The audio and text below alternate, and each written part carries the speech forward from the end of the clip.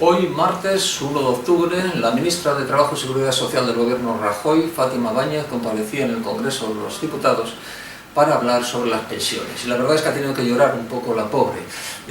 Para 2014 los pensionistas españoles van a cobrar menos jubilación. Bueno, para ser exactos van a cobrar un 0,25% más, pero eso es menos que lo que suben los precios. Por lo tanto, las pensiones se reducen, quiera o no quiera el gabinete Rajoy. Pero no solo ha dicho eso, ha dicho que además no le da para pagar tantas pensiones porque cada vez hay más pensionistas y porque en 10 años el número de pensionistas contributivos ha aumentado en España nada menos que en 1 millón.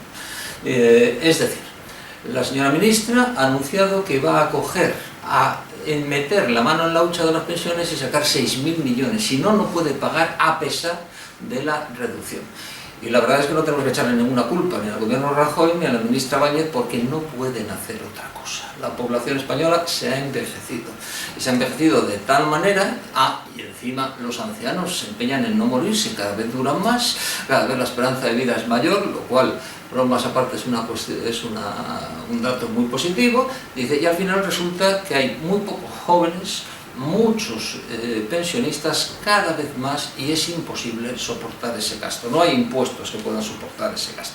Por eso las medidas de doña Fátima Báñez. Ahora bien, de lo que sí podemos culpar al gobierno Rajoy, igual que al anterior gobierno socialista de Rodríguez Zapatero, es de no incentivar la natalidad, de no incentivar la maternidad. España es uno de los países con menor natalidad de Europa, solo nos supera Italia, y además se lo ponemos muy difícil a los jóvenes matrimonios para que tengan hijos.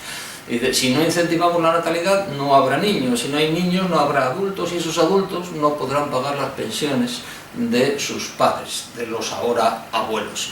Y por lo tanto es un problema muy sencillo, dice, pero al paso que vamos y por el ritmo que vamos podemos acabar con el fondo de las pensiones y al final seguir sin tener dinero para pagar las jubilaciones.